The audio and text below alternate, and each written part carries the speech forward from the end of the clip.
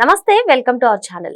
ఆంధ్రప్రదేశ్లో విద్యాశాఖ mega DSC notification విడుదల చేసింది. మరి ఈ నోటిఫికేషన్ ద్వారా 16,347 పోస్టులను భర్తీ చేయనుంది. మరి ఈసారి దరఖాస్తు ప్రక్రియలో కొత్త విధానాలను కూడా తీసుకొచ్చినట్లుగా తెలుస్తుంది. ఇవన్నీ కూడా తెలుసుకునే ప్రయత్నం చేద్దాం. దీన్ని పూర్తిగా విశ్లేషించడానికి మనతో పాటుగా ఉన్నారు senior journalist doctor Bharat Reddy గారు. సార్ నమస్తే. నమస్తే. సార్, మెగా డిఎస్సిని ఎట్టకేలకు ఆంధ్రప్రదేశ్లో నోటిఫికేషన్ అయితే ఇచ్చారు. మరి గత 5 ఏళ్ళు కూడా అసలు మెగా డిఎస్సి నోటిఫికేషన్ లేదు. ఎన్నికల ముందు ఏదో వ్యూహాత్మకంగా మెగా డిఎస్సిని ప్రకటించడం జరిగింది. మరి కూటమి ప్రభుత్వం అధికారంలోకి వచ్చిన తర్వాత కూడా చంద్రబాబు నాయుడు గారు తొలి సంతకం మెగా డిఎస్సి పైన చేశారు.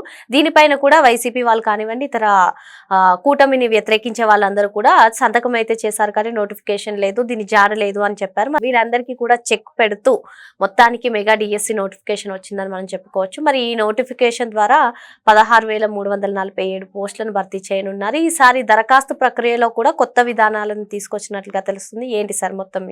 చంద్రబాబు నాయుడు గారు ఉమ్మడి రాష్ట్రంలో ఉన్నప్పుడు కూడా ఈ టీచర్ల రిక్రూట్మెంట్కి సంబంధించి డిఎస్సికి సంబంధించి పెద్ద ఎత్తున నోటిఫికేషన్లు ఇవ్వడం జరిగింది. తన కాలంలో తను 10 ఏళ్ల కాలం అధికారంలో ఉన్నప్పుడు డిఎస్సికి చాలా ప్రాధాన్యం ఇవ్వడం జరిగింది.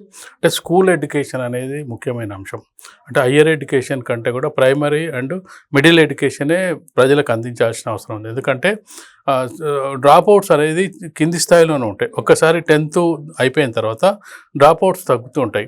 అంటే కింది స్థాయిలో ముఖ్యంగా ఏంటంటే గవర్నమెంట్ స్కూళ్ళని, ప్రభుత్వ స్కూళ్ళని బలోపేతం చేసినట్టయితే పేద మధ్యతరగతి ఎస్సీ, ఎస్టీ, మైనార్టీ, దళిత వర్గాలకు సంబంధించిన పిల్లలు అందులో చదువుకునే అవకాశం ఉంటుంది. ఎందుకంటే మిగతా పిల్లలు ప్రైవేట్ స్కూల్లోకి వెళ్తున్నప్పటికీ బాగా పేద వర్గాలకు సంబంధించిన పిల్లలు గవర్నమెంట్ స్కూళ్ళనే చదువుతూ ఉంటారు.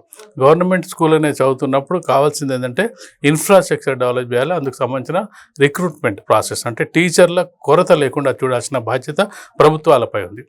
చాలా సందర్భాల్లో మనం చూస్తుంటాం, 5th వరకు క్లాసులు ఉంటాయి, ఒకే టీచర్ ఉంటారు, 2 టీచర్లు ఉంటారు, అందుబాటులో టీచర్లు ఉండరు. ఇవన్నీ సమస్యల వల్ల చాలామంది అంటే ఈ రోజుల్లో మనం చూసుకున్నట్టయితే కింది స్థాయి నుంచి అంటే కూలీ పని చేసే వాళ్ళ దగ్గర నుంచి కార్లలో తిరిగే వాళ్ళ వరకు కూడా వాళ్ళు ఆలోచిస్తున్నది ఏంటంటే ఎన్ని డబ్బులు ఖర్చు అయినా సరే పిల్లల్ని బాగా చదివించాలనే కాన్సెప్ట్తో ముందుకు వస్తున్నారు. అంటే వాళ్ళకు తిన్నా తినకపోయినా, తిండికి ఉన్నా లేకపోయినా ప్రైవేట్ స్కూళ్ళకు మళ్ళడానికి కారణాలు ఏంటంటే ముఖ్యంగా ప్రభుత్వ పాఠశాలల్లో టీచర్ల కొరత, ఇన్ఫ్రాస్ట్రక్చర్ లేకపోవడం, గదులు లేకపోవడం, అందులో బెంచీలు లేకపోవడం, కుర్చీలు లేకపోవడం, టీచర్ల అవైలబిలిటీ లేకపోవడంతో ఇక అందుబాటులో లేకపోతే ప్రైవేట్ స్కూళ్ళకు మళ్ళడం జరిగింది.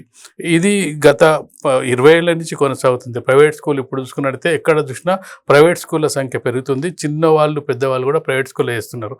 మొదటి నుంచి కూడా గతంలో 40,000 పోస్టులు కూడా ఒకేసారి ఉమ్మడి రాష్ట్రంలో వేసిన ఘనత చంద్రబాబు నాయుడు గారికి ఉంది. డిఎస్సి ద్వారా దాదాపు తన హయాంలో 1,00,000 పోస్టుల వరకు నింపడం జరిగింది.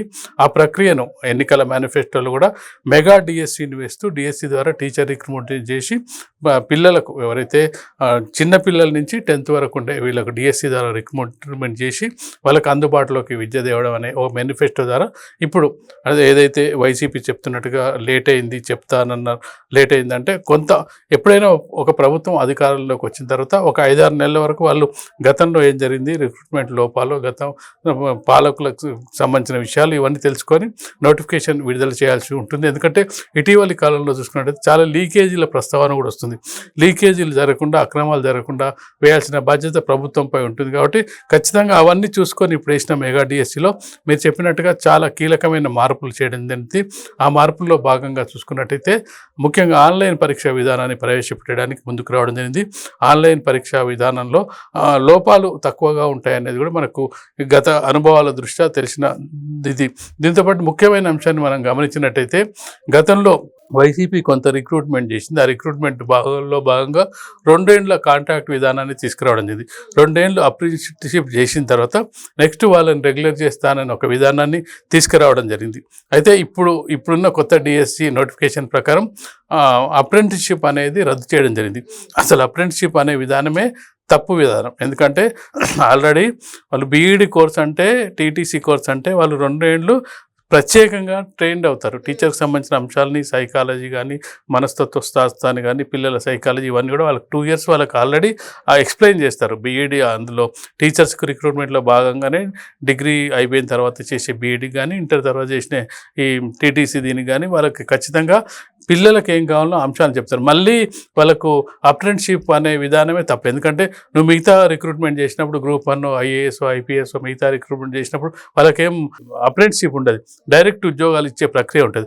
అలాంటి టీచర్లకు అలాంటి అప్రెంటిస్‌షిప్ విధానాన్ని ప్రవేశపెట్టడం ద్వారా వాళ్ళు 2 ఏళ్లకు మినిమం పే ఇవ్వడం ద్వారా వాళ్ళకు 2 ఏళ్ళ సర్వీస్ పోతుంది. దాంతోపాటుగా అభద్రత భావంతో ఉండే విధానం ఉండడం వల్ల అప్రెంటిస్‌షిప్ విధానాన్ని ఇప్పుడు రద్దు చేయడం జరిగింది.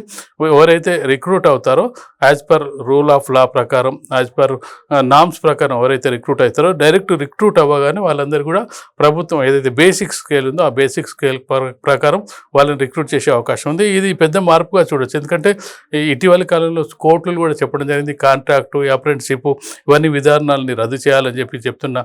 దీంతో అసలు ఇంకా విద్యా విధానంలో అసలు అప్రెంటిస్‌షిప్, కాంట్రాక్ట్ ఇవన్నీ ఉండే అవకాశాలే ఉండకూడదు. ఎందుకంటే వాళ్ళు ఒకసారి రిక్రూట్ అయ్యారంటే వాళ్ళు కంటిన్యూగా ఉండాల్సిన అవసరం ఉంది. ఇలాంటి పరిస్థితుల్లో కొన్ని మార్పుల చేర్పులతో అంటే పకడ్బందీగా నిర్వహించడానికి అయితే డిఎస్సి నోటిఫికేషన్ అయితే విడుదలవ్వడం జరిగింది. చంద్రబాబు నాయుడు గారు అధికారం చేపట్టిన తర్వాత మెగా డిఎస్సి పైన తొలి సంతకం చేయడాన్ని మనం చూసాము. మరి అప్పటి నుంచి కూడా 10 నెలలు అవుతున్న కూటమి ప్రభుత్వం అధికారంలోకి వచ్చి మెగా డిఎస్సి జాడలేదు అని చెప్పి కూడా వైసీపీ వాళ్ళందరూ విమర్శించిన తీరును కూడా మనం చూసాం. అసలు 5 ఏళ్ళలో కూడా ఒకసారి కూడా డిఎస్సి నిర్వహించని వైసీపీ ఇటువంటి వ్యాఖ్యలు చేయడాన్ని ఏ విధంగా చూడాలి? వైసీపీ వచ్చిన కొత్తలో ఎడ్యుకేషన్ గురించి కొంత హంగామా చేయడం జరిగింది. ఆ సమయంలో కొంతమంది విద్యావేత్తలు కూడా కొంత అప్రిషియేట్ చేయడం జరిగింది. దానికి కారణం ఏంటంటే పాత బిల్డింగ్లోనే ఆ బిల్డింగ్ల స్థానంలో కొత్త బిల్డింగ్లు కడతాం, ఇన్ఫ్రాస్ట్రక్చర్ డెవలప్ చేస్తాం. అలాగే చాలామంది పేద మధ్యతరగతి పిల్లలు ప్రభుత్వ స్కూళ్ళల్లో ఇంగ్లీష్ మీడియం మనం అందించకపోవడం వల్లనే ప్రైవేట్ స్కూళ్ళకి వెళ్తున్నాం, ప్రతి స్కూల్లోనూ ఇంగ్లీష్ మీడియం ప్రవేశపెడతామని చెప్పి వాళ్ళు ప్రకటించడం జరిగింది. అయితే ఇక్కడ జరిగింది ఏంటంటే ఇంగ్లీష్ మీడియం ప్రవేశపెట్టే క్రమంలో ఇంగ్లీష్ మీడియం చెప్పే టీచర్లను కూడా రిక్రూట్ చేసుకోవాలి. అంటే ఆ విషయాన్ని మర్చిపోవడం జరిగింది. అంటే నువ్వు ఒక సంస్కరణ, ఒక మార్పు తెస్తున్నావు అంటే ఆ మార్పుకు తగ్గట్టుగా దానికి సంబంధించిన రిక్రూట్మెంట్ జరగాలి. నువ్వు ఇంగ్లీష్ మీడియం పెడుతున్నప్పుడు ఇంగ్లీషుగా చెప్పగలిగే టీచర్లు ఉండాలి. అంతవరకు ఉన్న టీచర్లు ఏం చెప్తున్నారు? వాళ్ళు తెలుగు మాధ్యమంలో తెలుగులో చెప్పుకుంటూ తెలుగు మీడియంకి అలవాటు పడిన టీచర్లతోటి నువ్వు ఇంగ్లీష్ మీడియం ఏ విధంగా చెప్తావు? ఇంగ్లీష్ మీడియం చెప్పినట్టయితే ఊరికే ఇంగ్లీష్ మీడియంలో మార్చినంత మాత్రాన నీకు చెప్పేవాళ్ళు ఎవరు? అంటే ఈ మార్పు నువ్వు గమనించకుండా నేను స్కూల్ బిల్డింగ్స్ కొత్తగా కడుతున్నాను, ఇంగ్లీష్ మీడియం మాధ్యమాన్ని ప్రవేశపెడుతున్నాను, ప్రభుత్వ స్కూళ్ళల్లో కూడా ఇంగ్లీష్ మీడియం ఉంటుంది, ప్రైవేట్ స్కూళ్ళకు ధీటుగా మేము ప్రభుత్వ స్కూళ్ళను మేము తయారు చేస్తున్నామని చెప్పడంతో ఏమైంది? అక్కడ జరిగిన లోపం ఏంటంటే పిల్లలందరినీ కూడా అంటే జనరల్గా పేరెంట్స్కి ఉండే ఒక ఇదేంటంటే మా పిల్లలు ఇంగ్లీష్ మీడియంలో చదవాలి, ఇంగ్లీష్లో మాట్లాడాలి, అదే అనేది ఒక కోరుకుంటుంది. అది మామూలు ఎవరి పైన ఆ పిల్లలకు ఉంటుంది. దాంతో ప్రైవేట్ స్కూళ్ళకి వెళ్తున్నారు. ఇక్కడ కూడా ఎప్పుడైతే జగన్మోహన్ రెడ్డి ఇంగ్లీష్ మీడియం ప్రవేశపెడుతున్నారని చెప్పడం జరిగిందో ఆ సమయంలో చాలామంది ఇంగ్లీష్ మీడియంలో చేర్పించడం జరిగింది. కానీ ఇంగ్లీష్ మీడియంలో చేర్పించినంత మాత్రాన వాళ్ళకు టీచర్లు వాళ్ళు చెప్పే పరిస్థితి లేకపోతే అది వాళ్ళకి అటు తెలుగు రాకుండా ఇంగ్లీష్ రాకుండా పరిస్థితి ఉండేది. ఎందుకంటే వాళ్ళకు కనీసం తెలుగు మీడియంలో వస్తే సబ్జెక్ట్ అని వచ్చేది. ఇటు రిక్రూట్మెంట్ చేసిన సందర్భంలో టీచర్లు ఆ కొరత ఉండడంతో అటు ఇంగ్లీష్ రాలేదు, ఇటు తెలుగు రాకపోవడంతో టీచర్ల ఎవరైతే పిల్లల భవిష్యత్తు అనేది అగమ్య గోచరంగా తయారైంది. ఈ దృష్టిలో పెట్టుకొని రిక్రూట్ చేసేటప్పుడే అందులో ఇష్టం ఉన్న వాళ్ళు తెలుగు మీడియం చదివేవాళ్ళు తెలుగు మీడియం తీసుకోండి, ఇంగ్లీష్ చదివే వాళ్ళు ఇంగ్లీష్ తీసుకోండి, దానికి సంబంధించిన రిక్రూట్మెంట్కి సంబంధించి ఒక స్కూల్లో ఒక 8 మందో 5 6 టీచర్లు ఉంటే ఒక సగం మంది ఇంగ్లీష్ చెప్పగలిగే వాళ్ళు, సగం మంది ఈ తెలుగు మీడియం చెప్పగలిగే వాళ్ళు ఉంటే అప్పుడు అది బ్యాలెన్స్ అవుతుంది. అంటే ఏదైనా ఒక మనం ప్రయత్నం చేస్తున్నప్పుడు దానికి సంబంధించిన ఎక్సర్సైజ్ కూడా ఉండాలి. అంటే ఏ ఎక్సర్సైజ్ లేకుండా ఒట్టిగా ప్రకటనలు చేసుకుంటూ పోతే ఏంటంటే విద్యా విధానం దెబ్బతింటుంది. అంటే ఈ వైసీపీ ప్రభుత్వంలో విద్యా విధానం దెబ్బతినడానికి కారణం ఏంటంటే ఈ నిర్ణయాల వల్ల.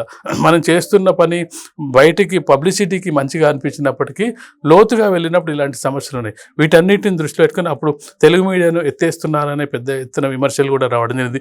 కేవలం ఇంగ్లీష్ మీడియానికే ప్రాధాన్యత ఇస్తున్నారని కూడా విమర్శలు రాయడం. అంటే ఇంగ్లీష్ మీడియం చదువుకొని ఇంగ్లీష్ నేర్చుకోవడంలో తప్పలేదు, సేమ్ టైం తెలుగు భాషను తెలుగు మీడియాన్ని కూడా ఆదరించాల్సిన అవసరం ఉందనేది కూడా పెద్ద ఎత్తున ఆ కొత్తలో వైసీపీ ప్రభుత్వం మీద పెద్ద ఎత్తున విమర్శలు కూడా రావడం జరిగింది.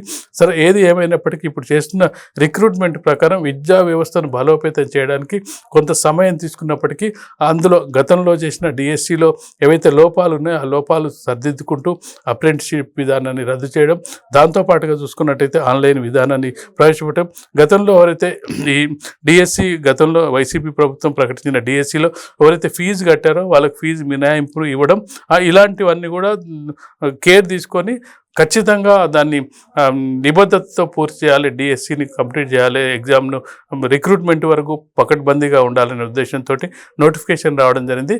నెక్స్ట్ అకాడమిక్ ఇయర్ అంటే ఇప్పుడు 23rd తర్వాత హాలిడేస్ ఉంటాయి, మే వదిలేస్తే జూన్లో మళ్ళీ స్కూల్ రీఓపెన్ అయ్యేటప్పటికి ఎవరైతే ఇప్పుడు ఎగ్జామ్స్ రాస్తున్నాం డిఎస్సి అభ్యర్థులను వాళ్ళు రిక్రూట్ అయితే నెక్స్ట్ అకాడమిక్ ఇయర్కి వాళ్ళందరూ అందుబాటులోకి, అంటే రిక్రూట్మెంట్ ప్రాసెస్ ఎట్లున్నా అంటే ఇయర్ మధ్యలో చేసినట్టయితే రిక్రూట్మెంట్ ప్రాసెస్ ఇబ్బంది ఉంటుంది వీళ్ళకి. ఇప్పుడు కరెక్ట్ ప్రాసెస్ ఏంటంటే ఇప్పుడు ఏప్రిల్ స్టార్ట్ చేసి మే ఎండింగ్కు జూన్ ఫస్ట్ వీక్లో వాళ్ళకి కనుక వాళ్ళకు అపాయింట్మెంట్ ఆర్డర్లు ఇచ్చినట్టయితే వాళ్ళకు next June 13th school reopen ఉంటాయి, అప్పటికల్లా టీచర్స్ రెడీ ఉంటారు. అంటే ఒక పద్ధతి ప్రకారం వెళ్ళినట్టయితే ఆ విధంగా ఉంటుంది. అట్లా కాకుండా ఎప్పుడో వేసి ఎప్పుడో దాన్ని కంప్లీట్ చేసి ఎప్పుడో రిక్రూట్మెంట్ ఇస్తే ఎవరైతే ఎగ్జామ్ రాసిన అభ్యర్థులు కూడా నిరీక్షిస్తుంటారు, ఒక సంవత్సర కాలం పాటు సాగతీస్తూ ఉంటాయి. అంటే 145 డేస్లో 1 month లోపల రిక్రూట్మెంట్ ప్రాసెస్ కంప్లీట్ అయిపోతే వాళ్ళకు కూడా ఇది ఈ డిఎస్సిలో ఎవరైతే క్వాలిఫై కాలేదో లేకపోతే ఉద్యోగం రాలేదో వాళ్ళు ఏం చేసుకుంటారంటే నెక్స్ట్ ఏమైనా నోటిఫికేషన్ పడితే దానికి ప్రిపేర్ అయ్యే అవకాశం ఉంటుంది.